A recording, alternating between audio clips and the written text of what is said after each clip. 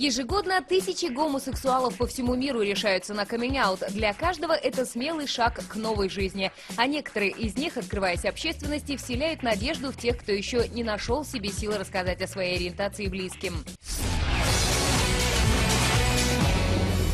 Джо МакЭлдери, победитель британской версии музыкального конкурса X Factor, также совершил каминг-аут в этом году. Хотя сразу после победы, которая случилась еще в декабре, упорно отрицал соответствующие слухи. Более того, сравнительно недавно, в начале июля, его твиттер был взломан, и хакер якобы от имени самого Джо написал, что больше не желает жить во лжи и должен всем признаться, что он гей.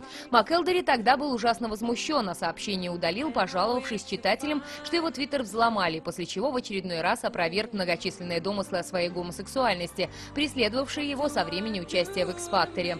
Однако теперь МакЭлдери передумал и пришел к выводу, что действительно не желает жить во лжи.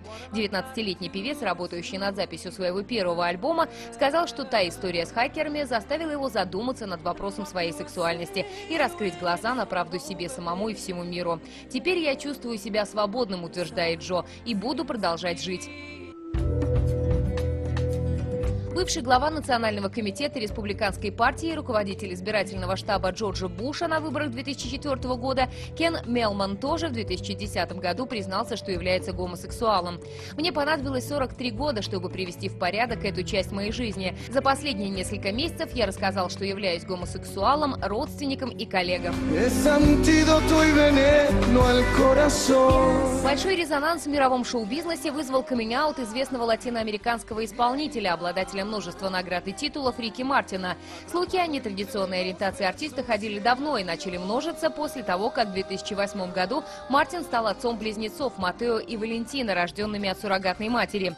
Когда он в 2010 году все-таки совершил каминг-аут, этому удивились немногие, хотя, по словам Мартина, он сомневался из-за страха и незащищенности. Really? You don't want to sleep with me?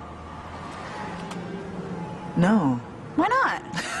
Актриса сериала The L Word Клементина Форд долго избегала вопросов о своей сексуальной жизни и даже в интервью британскому лесби-журналу Diva ходила вокруг да около, однако правды так и не открыла. Чуть позже Advocate удалось раскрутить Клементину на откровенность, в результате чего она выложила все как на духу. «Послушайте», — сказала она, — «я лесбиянка, просто не хотела заострять на этом внимание». Мировая лесбийская общественность, следящая за перипетиями The L Word, возликовала, поскольку в этом проекте в лесбийской роли снималась еще и мать Клементины, Сибил Шепард, которая всячески поддерживает дочь и даже выступает с речами на всевозможных собраниях ЛГБТ. Возраст в 62 года и 3 гетеросексуальных брака не помешали совершить каминг-аут и актрисе Мередит Бакстер. В 2010 году в программе Today Show Бакстер, которая обрела в США невероятную популярность после исполнения роли матери семейства в ситкоме «Семейные связи», сообщила о том, что она лесбиянка. «Мне не хотелось, чтобы какой-нибудь таблоид написал очередную дурацкую историю», — сказала она. «Эти слова должны прозвучать из моих уст. Я подтверждаю, да, я лесбиянка, чтобы больше не было пересудов».